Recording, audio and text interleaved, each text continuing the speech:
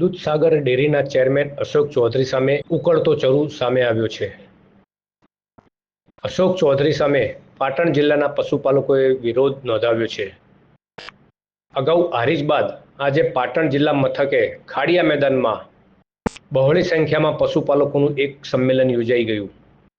સંમેલન પૂર્વે લક્ષ્મીપુરા સહકારી દૂધ ઉત્પાદક મંડળીના મંત્રી ઠાકોર નારણજી સ્વરૂપજીએ 23/9/2025ના રોજ વાંધા સાથેની અરજી આપી હતી. એમાં રેલી પરવાનગી રદ કરવા અરજી કરી હતી, જે અન્વયે બી ડિવિઝન પોલીસે પણ કાયદો અને વ્યવસ્થાની સ્થિતિને ધ્યાનમાં રાખીને આ રેલી રદ કરવા અભિપ્રાય આપ્યો હતો.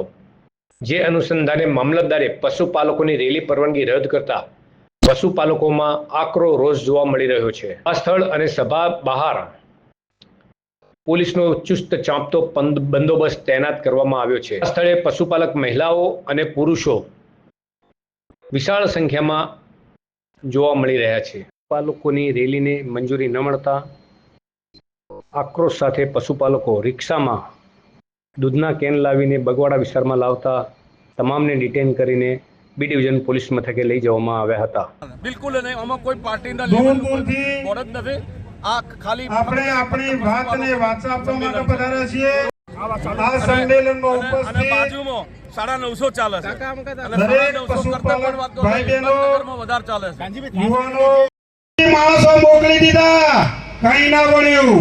આ તો રેલો નીકળ્યો છે, રેલી નહીં ભાઈ. અને રેલામાં તો ભલભલાતા નહીં જવાના.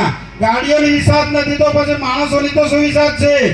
માટે હવે તમારા ખુરશીના પાયા હાલી ગયા છે તો તમે તમારી ચિંતા કરો, અને જો સાચા હોય તો આવી જાઓ મંચ ઉપર. શા માટે તમે રોકવા માટે રેલીઓ પ્રયત્ન કરી રહ્યા છો? તમે સાચા હોય તો આવો બધાની સાથે. અમે કોઈ તોફાન કરવા નથી ભેગા થયા, અહિંસક આંદોલન અને અમારો હક માંગવા ભેગા થયા છીએ. તો હું મારી વાત વધુ